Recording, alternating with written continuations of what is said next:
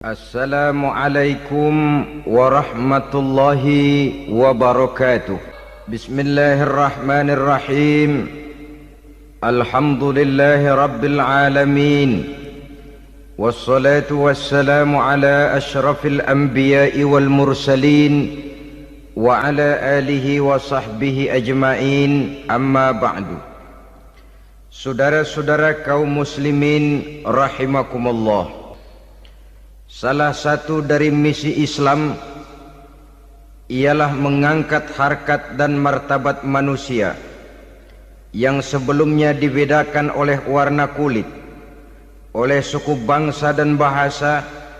Seluruhnya diikat dengan satu akidah, menghilangkan perbedaan akibat warna kulit, suku bangsa dan bahasa. Termasuk dalam upaya itu betapa Islam telah mengangkat harkat dan martabat kaum wanita. Maka pada pertemuan kali ini kita akan membicarakan tentang peranan wanita sepanjang pandangan agama. Sebelum Islam datang, nasib perempuan nyaris hanya berputar di segitiga saja: dapur, sumur, kasur. Kasur, sumur, dapur. Seolah-olah wanita terpaut dengan tiga itu tadi. Seolah-olah wanita tidak bisa berbuat lebih banyak daripada itu. Bahkan di tengah masyarakat jahiliyah, bayi perempuan mendatangkan aib sehingga mereka lalu dikubur hidup-hidup.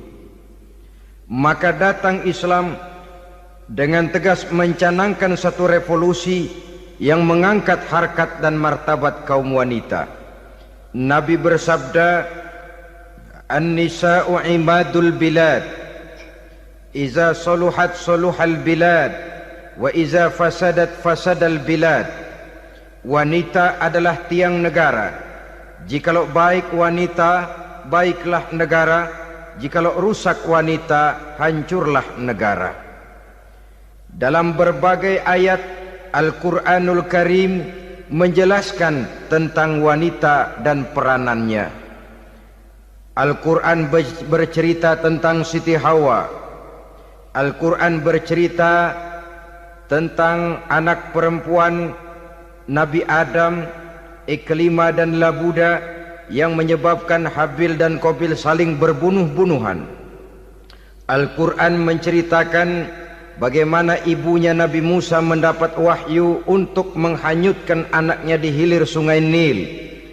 Al-Quran bercerita tentang Siti Maryam, ibu daripada Nabi Isa. Al-Quran bercerita tentang dua putri Nabi Yusuf, yang akhirnya salah satunya menjadi istri daripada Nabi Musa. Pun Al-Quran bercerita tentang Ratu Balkis, seorang wanita yang menjadi penguasa di negeri Sabah, yang demikian besar pengaruhnya dan wawasannya. Dan banyak lagi Al-Quran menceritakan keadaan kaum wanita, sampai-sampai dalam Al-Quran ada satu surah yang dinamakan surah An-Nisa. Ini seluruhnya berarti bahwa Al-Quran telah menempatkan kaum wanita dalam satu posisi yang mulia dan terpuji. Al-Quran memberikan emansipasi, bahwa wanita berhak mengejar kemajuan sebagaimana halnya kaum laki-laki. Tetapi sungguh pun demikian, Al-Quran tetap memberikan batasan-batasan sepanjang emansipasi itu tidak bertentangan dengan kodrat kewanitaan itu sendiri. Kalau persamaan dan kemajuan, kalau emansipasi dan hak asasi sudah tidak sesuai lagi dengan kodrat kewanitaan, pada akhirnya bukan mengangkat harkat dan martabat kaum wanita, justru malah merendahkan derajat dan martabat kaum wanita itu sendiri. Seperti sebagian besar wanita ini, mereka berteriak menuntut tentang persamaan hak, tapi mereka melupa apa batasan daripada persamaan hak itu sendiri. Sesungguhnya Islam dengan segala konsepsinya yang mengangkat martabat kaum wanita itu memberikan keleluasaan kepada kaum wanita untuk maju bersama laki-laki sepanjang tidak menginjak-injak kodrat kewanitaan itu sendiri. Kalau sudah sampai kepada menginjak kodrat kewanitaan, maka akan merendahkan martabat kaum wanita. Sebab apa? Secara fisik dan psikis, agaknya memang laki-laki sudah ditakdirkan oleh Allah untuk menjadi pembimbing bagi kaum wanita. Walaupun tidak tertutup kemungkinan wanita tampil sebagai pemimpin, tetapi dari segi fisik biologis misalnya, laki-laki itu diciptakan kekar, kuat untuk memikul dan melaksanakan tugas-tugas yang berat. Sedangkan perempuan pada umumnya adalah lembut, ayu, lemot, denok, geboy, dan lain sebagainya. Maka kalau kita baca sejarah, Allah itu belum pernah mengutus rasul perempuan. Semua rasul laki-laki. Sebab apa? Secara fisik biologis tugas kerasulan lebih dimungkinkan oleh seorang laki-laki. Tugas rasul itu berat. Kadang-kadang perang, dicaci maki, berhadapan dengan ujung tombak, ujung pedang dan lain sebagainya. Makanya seluruh rasul laki-laki, dan Allah belum pernah mengutus rasul perempuan. Dari segi lain, perempuan itu banyak terhalang untuk melaksanakan ajaran agama. Misalnya 1 minggu dalam sebulan perempuan itu terkena cuti khusus, mengalami masa menstruasi, tidak sholat, tidak puasa, tidak melaksanakan ajaran agama yang tidak dibolehkan pada saat menstruasi itu. Kalau ada rasul perempuan, lalu saat malaikat akan menyampaikan wahyu, kebetulan rasulnya sedang wah, itu bisa balik lagi malaikat Jibril ke langit itu. Mau turun nyampein wahyu, balik lagi ke atas, ditegur, kenapa balik lagi Jibril? Rasulnya lagi head.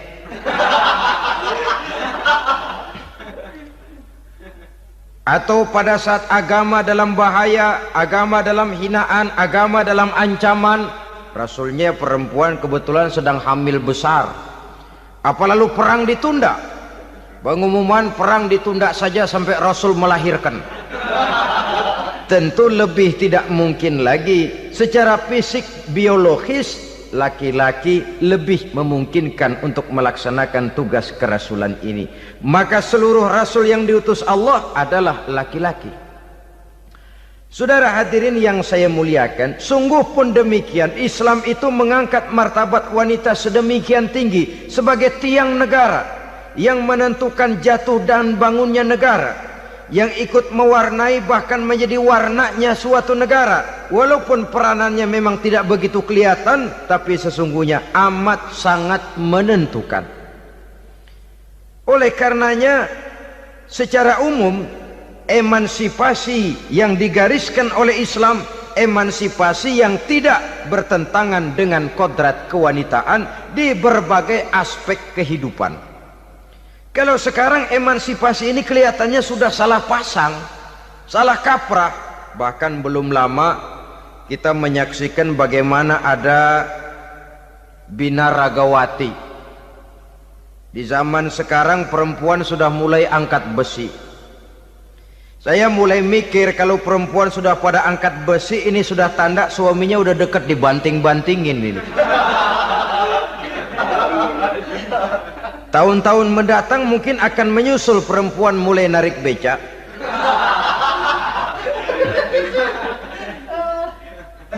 Nampaknya kan sudah tidak lagi mengindahkan kodratnya sebagai wanita. Ada olahraga yang hanya pantas dikerjakan oleh laki-laki. Oleh karena itu pada kesempatan ini kita akan mencoba melihat peranan wanita dari berbagai dimensinya. Yang pertama, peranan wanita sebagai istri. Adalah Rasul memilih istri pertamanya Sayyidatuna Khadijah radhiyallahu anha. Kalau pilihan utama beliau pertama kali nikah dengan Siti Khadijah, jelas itu pilihannya bukan karena kecantikan. Kenapa? Beliau nikahi Siti Khadijah dalam usia 40 tahun Khadijah dan 25 tahun Rasul. Statusnya janda pula. Kalau beliau seorang pemburu kembang, pemburu bunga, kenapa mesti nikah dengan janda berumur 40 tahun? Sedangkan beliau waktu itu masih berumur 25 tahun. Apa sasaran utamanya? Bisa kita lihat nanti setelah beliau diangkat menjadi Rasul. Ternyata Khadijah lebih daripada seorang istri, beliau masuk ke dalam staf Nabi. Orang lain beliau belum beriman, beliau malah beriman lebih dahulu sebagai perempuan pertama yang masuk Islam. Orang lain memusuhi Nabi, beliau malah mengorbankan hartanya untuk membantu perjuangan Nabi. Istri setia semacam ini dengan peranannya sebagai istri yang sedemikian rupa memberikan andil yang sangat besar bagi kesuksesan dan keberhasilan seorang suami. Yakinlah saudara, tidak ada seorang suami bisa meraih sukses yang besar, jadi apapun dia, profesi apapun yang dipegangnya, apa dokter, apa insinyur, apa pejabat pemerintah, apa politikus, apa ekonom, apa budayawan, apa kiai, apa mubalik, tidak ada yang bisa meraih sukses yang besar tanpa peran serta istrinya, walaupun tidak begitu kelihatan dan nampak oleh pandangan mata yang zahir. Sebaliknya, seorang istri bisa mempengaruhi suaminya. Seorang suami yang jujur, polos, lugu, sederhana bisa jadi koruptor ulung kalau didorong-dorong oleh istrinya. Seorang istri Pak Lurah memang tidak ikut mengatur kelurahan, tapi dia bisa mewarnai suaminya.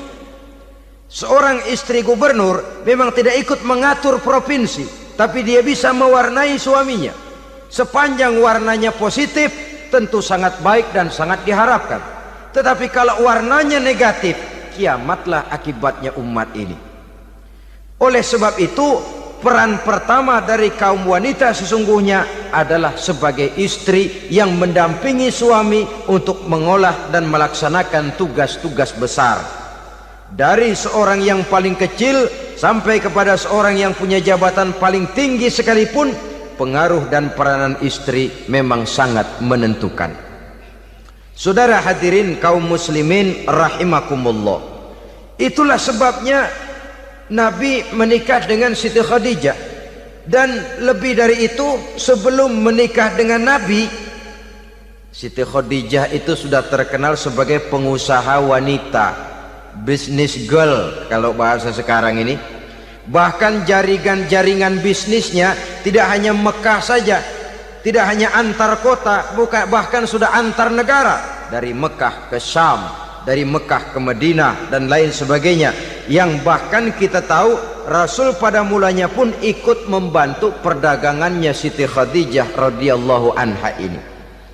Jadi kalau bercermin dari karier Siti Khadijah, boleh saja wanita bergerak di bidang bisnis, asal memang profesi, bukan karena dengan senjata dan modal kecantikan lalu membujuk dan merayu orang sampai telak sehingga bisnisnya berjalan lancar dengan jalan menjual kecantikannya. Tidak, bergerak di bidang bisnis yang memang profesinya di situ. Tidak ada salahnya. Bisa saja perempuan menjadi business girl seperti yang dicontohkan oleh Siti Khadijah radhiyallahu anha ini.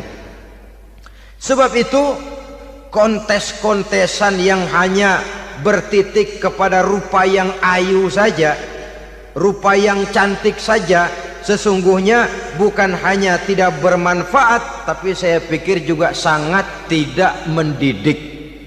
Yang mengajar anak-anak remaja putri kita untuk berlomba-lomba hidup dalam kepalsuan.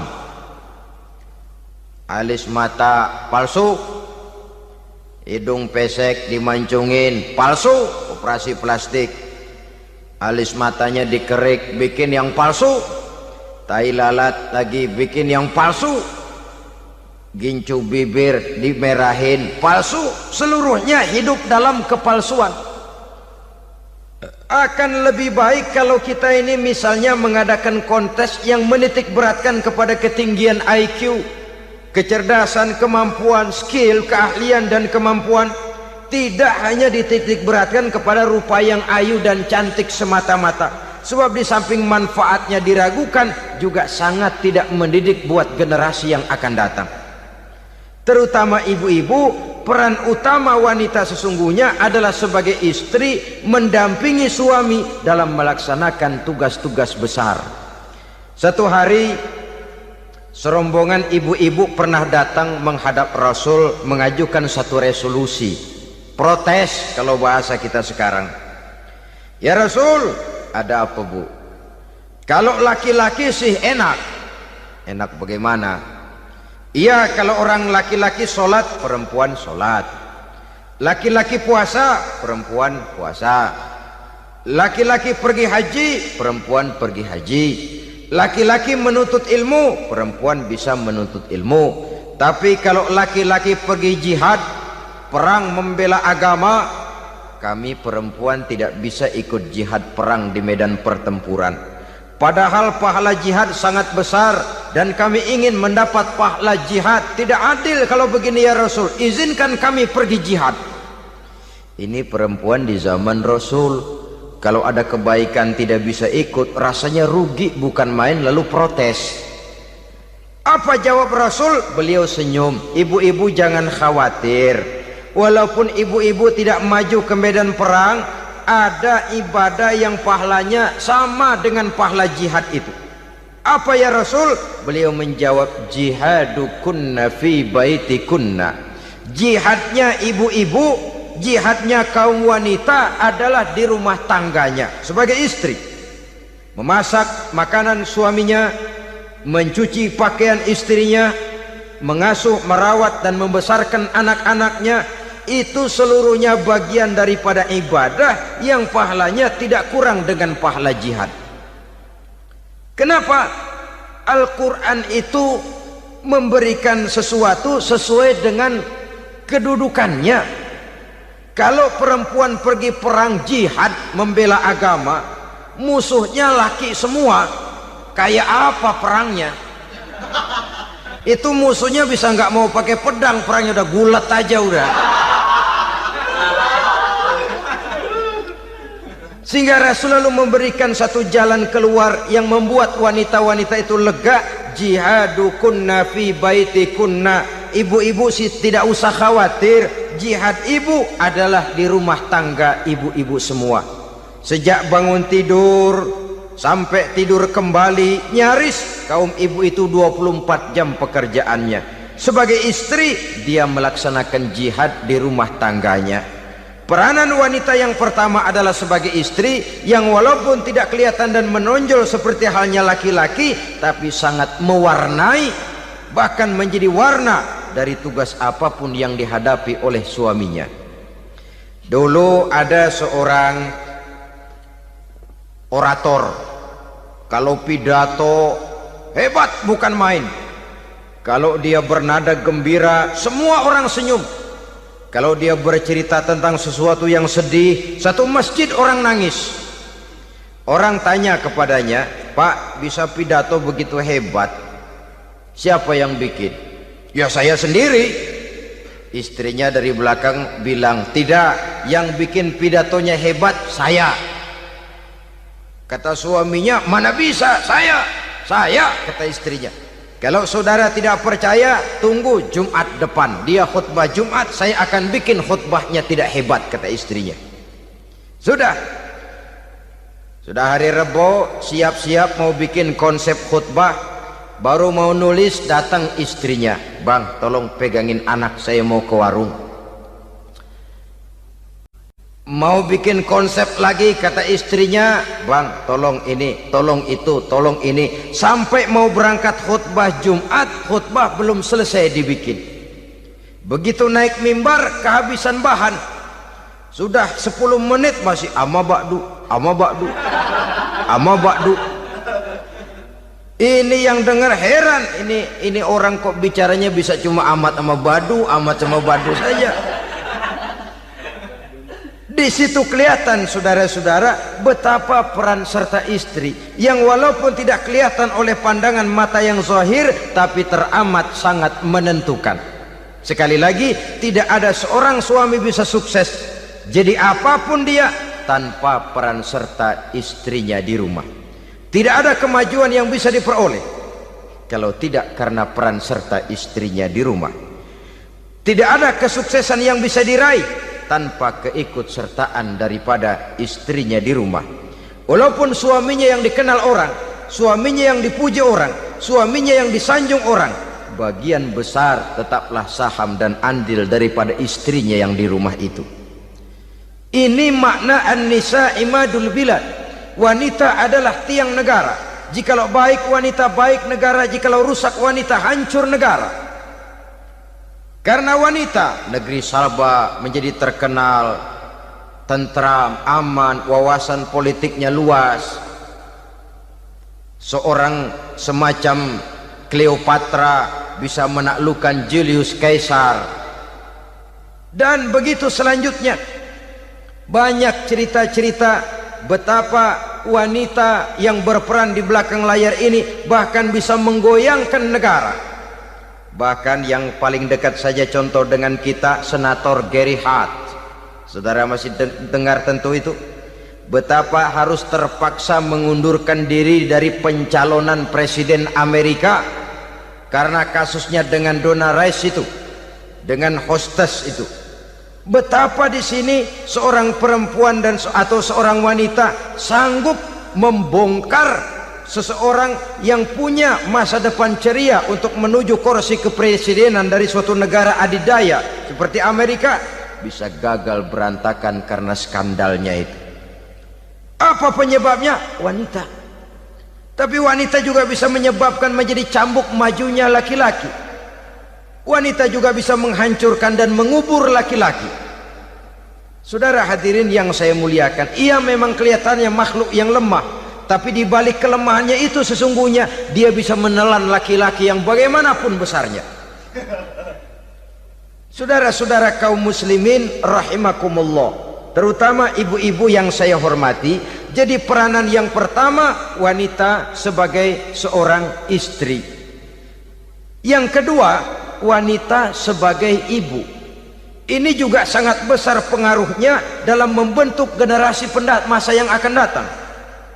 Bapak oleh karena kesibukan tugasnya tentu lebih banyak di luar rumah.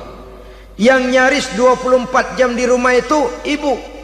Bagaimana dia merawat anaknya, bagaimana dia menaruh perhatian terhadap anaknya, bagaimana ia melimpahkan kasih sayang kepada anak-anaknya, akan membentuk kepribadian anak dan artinya membentuk generasi yang akan datang.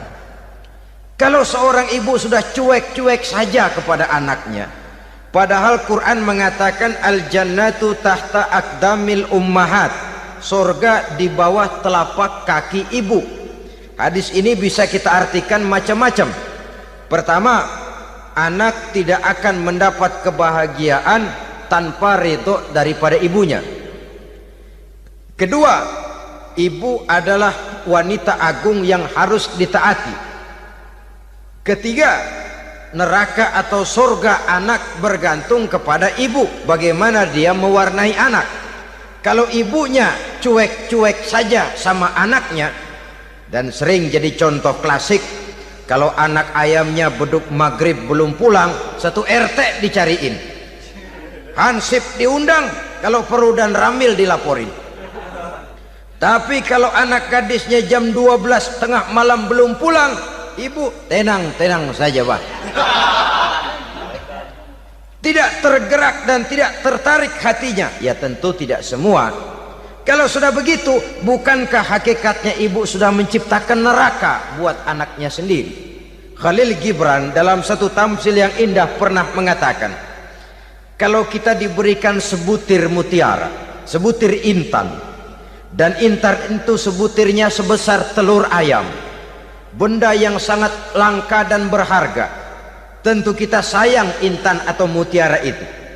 Kita jaga baik-baik, kita simpan dalam kotak, kotaknya kita kunci, kotak itu kita simpan di dalam lemari, lemarinya kita kunci lagi. Lemarinya ada di dalam kamar, kamarnya pakai pintu, pintunya kita kunci lagi. Kamar itu ada dalam rumah, rumahnya pakai pintu, dikunci lagi. Kemudian rumahnya pakai pintu gerbang besar, gerbangnya juga digembok lagi. Untuk menjaga intan itu jangan sampai hilang, begitu usaha kita berlapis-lapis. Dan intan itu sudah diberikan kepada kita, kata Khalil Gibran. Apa dia? Anak-anak yang diamanahkan Allah kepada kita. Itu intan-intan mahal, itu mutiara-mutiara pilihan yang dititipkan dan diamanahkan untuk kita jaga sebaik-baiknya. Haruskah dia sia-sia di tangan kita? Haruskah dia merana jatuh di tangan ibu yang tidak punya tanggung jawab? Saudara hadirin yang saya muliakan, oleh karenanya peranan sebagai ibu ini sangat menentukan bagi pembentukan generasi yang akan datang. Salah ibu mengarahkan anak, akan lahir generasi mendatang yang tidak kita harapkan. Sehingga Nabi bersabda, kullu mauludin yuladu 'alal fitrah fa abawaihi yuhawwidanihi aw yunassiranihi aw yumajjisanihi. Setiap bayi dilahirkan dalam keadaan suci, setiap bayi dilahirkan dalam keadaan bersih, tidak punya dosa. Islam tidak mengenal dosa warisan. Semua saja bayi lahir dalam keadaan suci dan bersih. Kalau demikian lalu bagaimana? Kata Nabi, ibu bapaknya lah yang kelak akan menjadikan anak itu sebagai Yahudi, yang kelak menjadikan itu anak itu sebagai Nasrani, atau menjadikan anak itu sebagai Majusi. Ibu bapaknya yang mewarnai anak. Ibaratnya anak itu kertas putih, mau ditulis tinta hijau warnanya hijau, mau ditulis tinta merah warnanya merah, mau ditulis tinta hitam pun warnanya hitam. Oleh karena itu pembentukan anak yang soleh secara mental sesungguhnya sudah diwarnai oleh kebiasaan ibu bapak dalam pergaulan di rumah tangganya secara mental. Sehingga dengan demikian saudara-saudara, salah kaprah ibu dalam mengarahkan anak-anaknya akan melahirkan generasi penerus yang sungguh-sungguh tidak kita harapkan, dan pada gilirannya akan membahayakan perkembangan bangsa dan negara, membahayakan kita sebagai suatu umat. Apalagi sekarang ini masih banyak orang-orang muslim, orang-orang tua muslim yang kadang-kadang menyekolahkan anaknya di sekolah yang membahayakan akidahnya, mematikan imannya, menghancurkan tauhidnya. Pokoknya asal bonafid keluar sekolah ada jaminan lapangan kerja, perkara anak mau kafir mau murtad bukan urusan. Alangkah ironi dan sangat menyedihkan. Saudara-saudara yang saya hormati, jadi dari segi kaum wanita peranan ibu sangat besar. Dari segi anak, ketaatan kepada ibu, doa restu ibu akan membawa kepada kebahagiaan hidup. Doa ibu mustajabah, kutukan ibu manjur. Beberapa hikayat dan riwayat menjadi contoh dan tamsil buat kita betapa tidak ada satu kebahagiaan di dunia ini yang bisa ditegakkan tanpa doa restu daripada ibu. Pantas kalau dalam Al-Quran ada ummul kitab, ibunya atau induknya kitab. Tiap negara punya ibu kota, bapak kota tidak ada. Lalu lagi wawasan Nusantara disebut ibu pertiwi, bapak pertiwi kemana tahu. Saudara hadirin yang saya muliakan, lalu dalam peringatan hari-hari besar nasional ada yang namanya Hari Ibu. Hari bapak nggak pernah diperingati. Ada Hari Ibu, dan ibu itu pun ada Ibu Kartini, ada Ibu Dewi Sartika, dan macam-macam lagi yang seluruhnya merupakan refleksi dan gambaran betapa peranan kaum wanita di dalam kehidupan ini yang memang banyak mewarnai dan menjadi warna dari suatu kegiatan. Saudara-saudara kaum muslimin rahimakumullah, apabila yang pertama tadi kita melihat peranan kaum wanita sebagai istri, betapa ia berpengaruh besar dalam ikut menunjang keberhasilan dan kesuksesan suaminya. Kemudian pada peranannya yang kedua, wanita sebagai ibu di rumah tangga, betapa ia ikut membentuk, mempengaruhi, mewarnai dan membimbing kepribadian anak sebagai generasi penerus, maka pada peranan yang ketiga ini kita akan melihat wanita sebagai social agent, sebagai penggerak kegiatan sosial di berbagai bidang kehidupan. Apakah itu bernama majelis taklim, apakah itu bernama perkumpulan dan yayasan-yayasan kemanusiaan, organisasi-organisasi yang bergerak di bidang pendidikan, bahkan di zaman sekarang bukan hanya menjadi penggerak sosial, bahkan sudah banyak kaum wanita yang menggerakkan satu bangsa. Dunia mengenal Margaret Thatcher, dunia mengenal Indira Gandhi, dunia mengenal Bandara Naike, dunia mengenal Corazon Aquino, dunia mengenal Golda Meir dulu itu dari Israel, dunia mengenal Imelda Marcos yang ambisius tapi yang kemudian melangkah kepada jalan yang negatif dari tujuan semula. Ini bukan hanya sekedar social agent, tapi bahkan sudah mengarah kepada menggerakkan dan mewarnai suatu bangsa. Islam membuka pintu ke arah itu. Wanita duduk dan berfungsi sebagai social agent, mengurus berbagai macam perkumpulan-perkumpulan yang bertujuan kepada kebajikan, menyantuni yatim piatu, memelihara kesehatan, menyayangi binatang, memelihara kelestarian lingkungan dan lain sebagainya. Islam membukakan pintu sepanjang peranan sebagai istri dan sebagai ibu tidak diabaikan. Ini sebab yang utama. Salah seorang perempuan, kaum wanita, kalau terlalu aktif berorganisasi, terlalu aktif bermasyarakat, terlalu aktif dalam berbagai macam perkumpulan, lalu melupakan tugas utamanya sebagai istri dari suaminya, sebagai ibu dari anak-anaknya. Ibu asik rapat sana rapat sini, anak tidak pernah diajak rapat, akhirnya si anak bikin perkumpulan sendiri, rapat menurut versi mereka, sehingga akibatnya yang timbul anak merasa kurang diperhatikan oleh ibunya. Ngaji bagus, tapi kalau sepanjang hari ngaji saja, suami pulang mau makan tidak ada makanan, mau berganti pakaian belum lagi diteriska pakaiannya, tentu ini melupakan fungsi yang utama. Kegiatan sosial, kegiatan di organisasi adalah jadwal kegiatan setelah fungsi sebagai istri dari suami, sebagai ibu dari anak-anak dilaksanakan dengan sebaik-baiknya. Bukan tidak baik ngaji, kalau dari ngaji ke ngaji saja, bangun tidur ngaji, jam 7 ngaji, berangkat jam 11, sholat zuhur berangkat ngaji lagi, pulang sore, malam ngaji lagi. Suami tidak terurus, anak-anak pun terbengkalai, rusaklah rumah tangga. Dan bukankah satu bangsa terdiri dari satu tatanan masyarakat, dan tatanan masyarakat yang paling kecil bernama keluarga. Keluarga merupakan unit dari masyarakat, unit yang terkecil, dan keluarga terdiri dari pribadi-pribadi yang merupakan bapak, ibu, dan anak-anak. Sehingga masyarakat bangsa yang baik terdiri dari masyarakat yang baik, masyarakat yang baik tersusun dari keluarga-keluarga yang baik, dan keluarga yang baik akan muncul dari pribadi dan individu yang baik. Pribadi dan individu yang baik yang sadar mana kewajiban yang primer, mana kewajiban yang sekunder. Sebagai social agent, dia lalu mawas diri dengan tetap mempertimbangkan kodrat kewanitaannya itu tadi. Saya ikut prihatin kalau ada perempuan main sepak bola,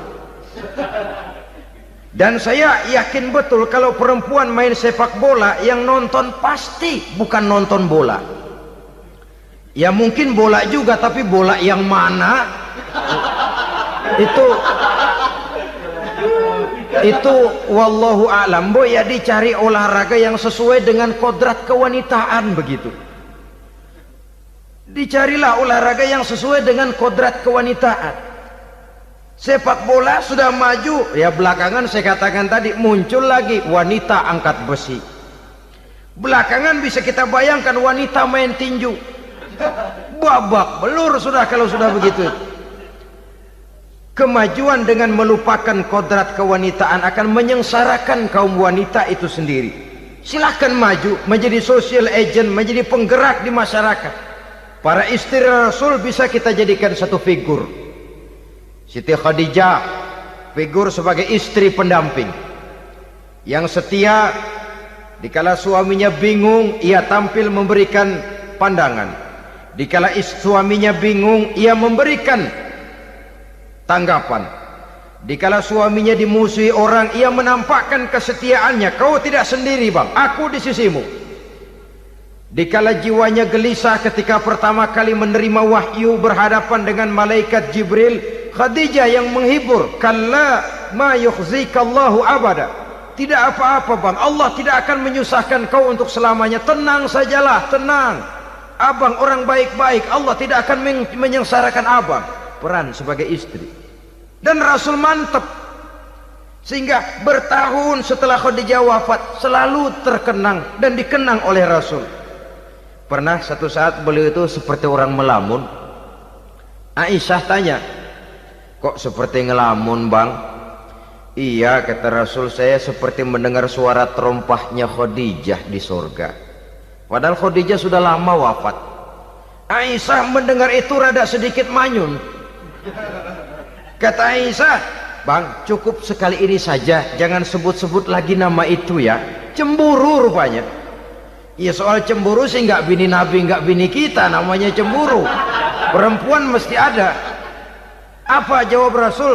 Ya Humairah, Aisyah, haruskah saya melupakan seseorang yang dikala orang lain memusuhi saya, dia mati-matian membela saya. Dikala orang lain mau membunuh saya, dikorbankan hartanya untuk membantu perjuangan saya. Mestikah saya melupakan orang yang begitu baik? Tidak Aisyah. Sepanjang nafas masih ada, sepanjang itu saya tidak akan bisa melupakan Khadijah sayang. Peran sebagai istri Khadijah ini, peran sebagai istri. Suaminya bingung, istrinya memberikan hiburan. Kadang kan tidak, suami bingung, istri bingungan lagi. Ya sudah, mari ramai-ramai kita bingung sudah. Bukan mencari jalan keluar, yang sudah bingung malah ditambahin bingung lagi. Saudara hadirin yang saya hormati, lalu figur Siti Aisyah, muda, cantik, kreatif, cerdas. Kalau bahasa sekarang barangkali wanita karier ini. Ini figur-figur. Jadi punya keistimewaan masing-masing, sehingga ada pilihan. Ya tentu orang mencari istri itu kan karena ada dasar pilihan. Mungkin rupanya kurang menarik tapi akhlaknya bagus. Mungkin akhlaknya sedang-sedang saja tapi potongannya cakep, masih ada pilihan. Sudah potongan jelek, akhlak bejat, emangnya lu milih merem tempo hari ya?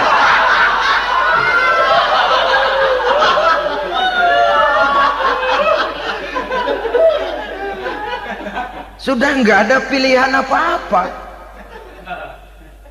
Lalu ada istri yang punya keistimewaan karena sifatnya yang sabar, ada yang wataknya itu pemurah, ada yang sifatnya itu belas kasih. Pendeknya, dari istri-istri Rasul kita bisa menemukan figur-figur wanita teladan. Sehingga keliru kalau kaum orientalis barat mengatakan Rasulullah itu katanya sesungguhnya adalah seorang seks mania, istrinya banyak.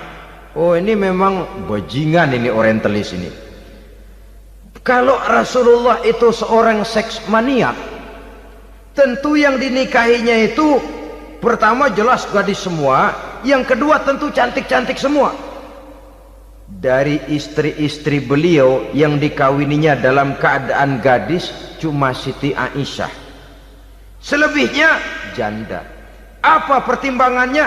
Menyantuni yatim-yatimnya, mengayomi janda-janda yang ditinggal suaminya gugur di medan perang, untuk memperkuat keimanannya. Itu pilihan utama Rasul. Kita sekarang ini ya ngakunya sih ikut sunnah Rasul, cuma sunnahnya urusan kawin melulu.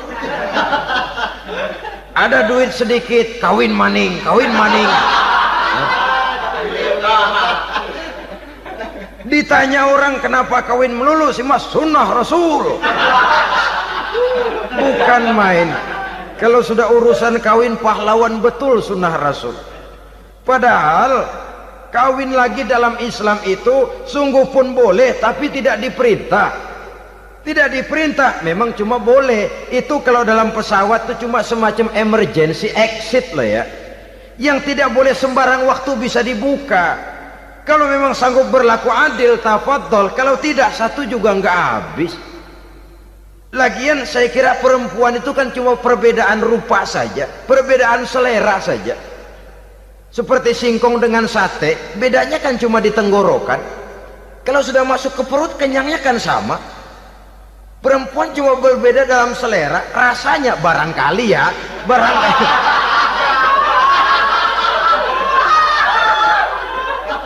Barangkali tidak jauh beda. Saudara hadirinlah, Islam ini mengatur lewat pintu yang dinamakan nikah itu tadi, sehingga dengan demikian bisa dinikmati secara tenang, tentram. Islam ini sesungguhnya memudahkan jalan, saudara-saudara. Jadi sebagai social agent, wanita bisa berperan untuk itu, apalagi untuk hal-hal yang menyangkut wawasan kemanusiaan, di mana kaum wanita karena emosinya lebih tinggi daripada kaum laki-laki, dia sangat peka terhadap masalah-masalah yang menyangkut kemanusiaan. Hatinya mudah tergugah, perasaannya cepat terenyuh, dengan penderitaan dia cepat tergugah. Dia bisa menjadi social agent tanpa harus melupakan fungsi utama sebagai istri dan sebagai ibu dari anak-anaknya, sebagai istri dari suaminya. Saudara hadirin yang saya muliakan, dahulu Al-Quran pernah menceritakan betapa istri-istri pembesar di istana mewah di zaman Nabi Yusuf, kalau istilah sekarang nyonya-nyonya jet set, nyonya-nyonya VIP, betapa mereka mau memporak-porandakan keimanan seorang pemuda seperti halnya Nabi Yusuf alaihi salam. Dan Nabi Yusuf kemudian ternyata tidak mau jadi gigolo yang kerjanya hanya menyenangkan wanita-wanita jet set kelas VIP ini tadi. Sesungguhnya ini cuma satu simbol yang kejadiannya bisa saja terjadi pada zaman modern dalam versi dan kondisi yang berbeda. Namun bagaimanapun juga, wanita dengan peranannya sebagai social agent, sebagai penggerak masyarakat, sangat besar pengaruhnya dalam ikut mewarnai perkembangan suatu negara. Seorang suami perlu memberikan dorongan kalau istrinya aktif di bidang sosial, asal dengan catatan saja, fungsi sebagai istri, fungsi sebagai ibu jangan sampai terlantar karenanya. Bahkan saya katakan tadi, di zaman sekarang wanita tidak lagi hanya berfungsi sebagai social agent, bahkan sebagai national agent, penggerak dari satu bangsa. Muncul wanita-wanita yang jadi menteri, yang jadi anggota DPR, bahkan yang jadi kepala desa dan lain sebagainya. Secara umum memang ar-rijal qawwamuna 'alan nisa, laki-laki adalah pembimbing bagi kaum wanita karena kelebihan fisik biologis, kelebihan kemampuan intelektual dan lain sebagainya. Namun wanita pun boleh saja menjadi social agent sepanjang catatan yang saya sampaikan tadi. Jangan sampai melupakan kodrat kewanitaan, jangan sampai mengalahkan fungsi sebagai istri dari suaminya, sebagai ibu daripada anak-anaknya. Nah, kemudian fungsi yang keempat di bidang ilmu pengetahuan. Islam memberikan kesempatan yang sama kepada kaum wanita. Thalabul ilmi faridatun ala kulli muslimin wa muslimatin. Menuntut ilmu itu wajib hukumnya bagi orang Islam, baik laki-laki maupun perempuan, sampai dibentuk kalimat pengecuali khusus ini, muslimin wa muslimatin, bagi muslim laki-laki, bagi muslim perempuan. Dan alhamdulillah Kalau dulu di zaman Raden Ajeng Kartini, nasib perempuan berada di balik pintu yang digembok rapat-rapat, siklusnya berputar cuma sumur, dapur, kasur, kasur, sumur, dapur, dapur, sumur, kasur. Melingkar di situ satu saja peranan kaum wanita. Memberontak jiwa Raden Ajeng Kartini, menuntut persamaan bahwa wanita berhak maju sama dengan laki-laki. Entah Islam sejak 14 abad yang lalu sudah mencanangkan ini, menuntut ilmu wajib bagi laki-laki dan perempuan beragama Islam. Orang Islam baik dia laki-laki baik dia perempuan wajib menuntut ilmu. Ilmu dalam artian umum, tidak hanya sekedar fikih tauhidnya, ya di bidang kedokteran, di bidang teknik, di bidang hukum dan lain sebagainya. Ini yang perlu dibanggakan. Kalau perlu ini yang perlu diadakan kontes IQ, wanita yang paling berprestasi di bidang ilmiah, wanita yang punya prestasi di bidang menjaga kelestarian lingkungan hidup, wanita yang punya prestasi menggerakkan sosial, menyantuni yatim piatu, memelihara kesehatan. Adakan kontes macam itu untuk mendorong. Ini enggak, kalau kontes yang diukur betis, bibir, pinggul, payudara, lubang hidung, ukur sekalian kita. Apa manfaatnya dan apa unsur pendidikan yang ada di dalamnya? Tidak menguntungkan, tidak mendidik, dan tidak membawa manfaat. Kecuali lalu yang timbul pola hidup konsumen, pola hidup konsumer, pola hidup yang material, pola hidup yang pola hidup yang gemerlapan. Ya, kalau oleh anak-anak muda yang terjangkau, kalau tidak, dia hanyut ditelan mimpinya. Dia ingin bergaya hidup jet set.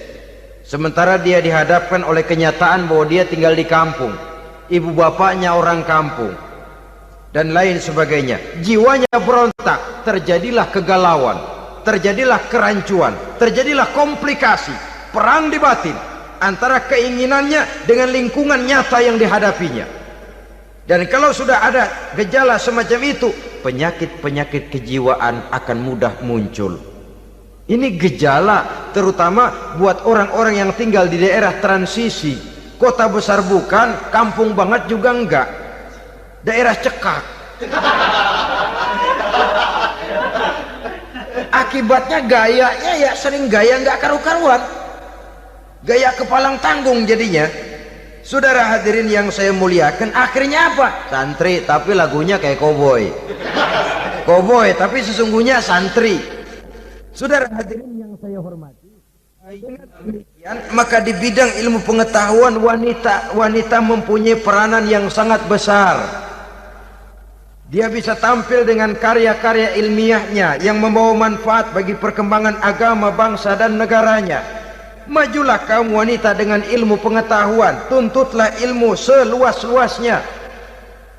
Kita hidup di satu negara yang merdeka, kita beragama yang memberikan satu keyakinan bahwa menuntut ilmu merupakan kewajiban, bahwa peranan wanita tidak hanya di belakang dapur, lain sebagainya, yang seluruhnya terpantul dari dinamika kehidupan kaum wanita. Saudara-saudara kaum muslimin rahimakumullah. Kemudian yang kelima, peranan wanita dalam bidang agama. Kita bersyukur sekarang ini gejalanya dimanapun pengajian, biasanya lebih ramai pengajian ibu-ibu dari bapak-bapak. Peringatan hari-hari besar keagamaan, biasanya lebih ramai ibu-ibu daripada bapak-bapak. Pengajian ibu lebih ramai, padahal kalau bicara sibuk, lebih sibuk ibu daripada bapak misalnya. Kalau sudah pengajian bapak-bapak, biasanya pengajiannya ramai cuma 3 giliran itu. Pembukaan, maulid, penutupan. Kalau sudah yang rutin pengajian tiap minggu, 3 pojok yang ngaji. Yang atu nguap, yang atu pules, yang atu ngiler. Saudara hadirin yang saya muliakan, ada badan kontak majelis taklim yang merupakan wadah daripada kegiatan ibu-ibu, ada Ittihadul Muballighat, persatuan muballighat, ada persatuan para asatizah, dan macam-macam lagi peranan ibu-ibu di dalam kehidupan beragama. Tapi sesungguhnya harus dimulai dari bagaimana si ibu mewariskan jiwa agama kepada anak-anaknya di rumah tangganya. Kalau itu gagal, dia mau melangkah ke masyarakat, dia sudah gagal sejak awal sesungguhnya. Keberhasilannya dia menata masyarakat akan mengakibatkan dia nanti bernasib seperti Nabi Nuh, berhasil mengajak beberapa orang kafir mengikuti ajarannya, tapi gagal mengislamkan putranya sendiri Kan'an. Bukan tidak berusaha, tapi memang Allah sudah menghendakinya sedemikian untuk menjadi contoh buat kita semua. Yang penting orang tua berusaha dan berikhtiar. Kalau sudah berusaha dan berikhtiar, anak ternyata memang sulit diurus, barangkali memang fotokopinya Kan'an tuh anak. Ya orang tua kalau sudah berusaha, ya tawakallah. Jangan belum berusaha lalu berkata, jangan anak kita, anak Nabi aja ada yang bengal. Ngajar tidak mau, mengajar anak tidak mau, mendidik anak tidak mau, lalu mencontoh Nabi, salah kaprah namanya. Kaum wanita bisa berperan di dalam agama. Ketika Rasul hijrah, itu kan beliau tidak langsung ke Madinah. Dari Mekah itu beliau mengambil jalan arah ke kiri menuju Gua Sur. Ini dalam strategi militer punya makna sendiri. Jenderal yang ulung, ahli strategi militer ini. Di Gua Sur sana beliau tinggal 2 hari 3 malam. Siapa yang membawa makanan ke Gua Sur? Siapa yang menjadi kurir untuk mengintai kegiatan-kegiatan Quraisy setelah Nabi berangkat hijrah? Asma, putri Abu Bakar Siddiq radhiyallahu anhu. Jadi kurir, jadi spion, membawa makanan untuk Rasul dan ayahnya di Gua Sur. Ini peranan wanita. Di tengah bahaya, di tengah keadaan posisi terjepit, Rasul di dalam gua, diamatinya keadaan Quraisy, dilaporkannya kepada Rasul. Jasa seorang wanita bernama Asma, putri dari Abu Bakar Siddiq radhiyallahu anhu. Rabi'atul Adawiyah, seorang sayyidah sufiyah, ahli tasawuf yang terkenal dengan ajaran cintanya kepada Tuhan. Dia bisa menjadi tokoh wanita dalam gerakan sufi oleh karena kegiatannya di bidang agama, dalam arti mujahadahnya kepada Allah Subhanahu wa ta'ala. Dia korbankan bagian besar daripada hidupnya untuk mengabdi kepada Allah. Setelah suaminya meninggal, seumur hidup dia tidak pernah nikah lagi. Bukan tidak cantik, cantik. Bukan tidak ada yang mau, banyak yang meminang. Bahkan diantaranya termasuk Sufyan Tsauri, seorang tokoh juga, pernah mencoba meminang beliau. Kata Sufyan, Rabi'ah, bagaimana? Kamu kan janda? Iya. Lalu, lah saya kan duda. Jadi bagaimana? Daripada kita masing-masing sendiri-sendiri kan lebih baik kita join. Maksud kamu apa? Saya mau meminang kamu. Boleh? Tapi mas kawinnya saya minta engkau jawab 4 pertanyaan saya. Kalau bisa, diri saya seutuhnya saya berikan kepada kamu. Kalau tidak, tidak usah saja. In ajabtani fi 4 masail fa ana laka. Kalau engkau sanggup menjawab 4 pertanyaan saya, seluruh diri saya bulat-bulat saya serahkan kepada kamu. Yang pertama, Sufyan, semua orang kan bakalan mati. Iya. Ya soal mati sih sama, mati. Cuma hakikat mati kan lain-lain. Ada yang matinya itu husnul khatimah, mati baik di akhirnya. Lagi ngaji, mati. Lagi baca Quran, mati. Lagi sholat, mati. Lagi dengar ceramah, mati. Lagi sodako, mati. Itu mati-mati yang su'ul khatimah.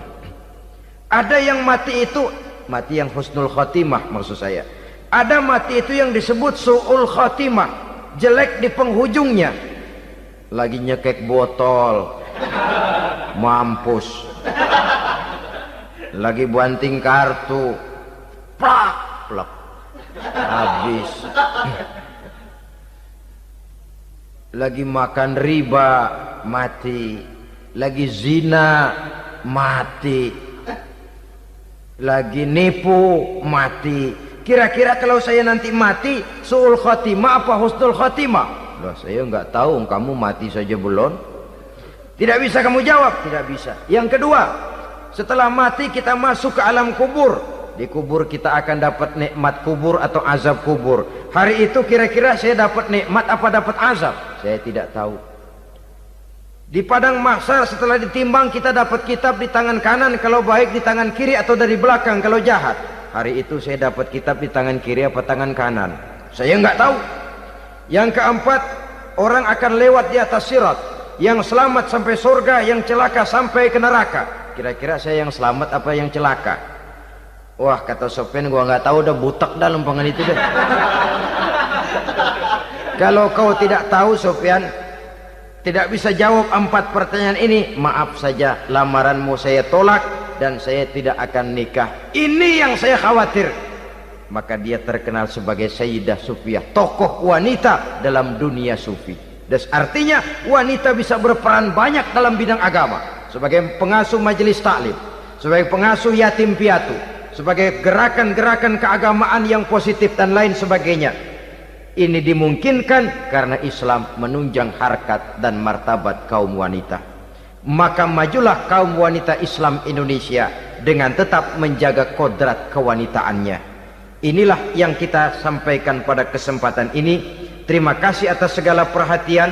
Mohon maaf atas segala kekurangan. Wassalamualaikum warahmatullahi wabarakatuh.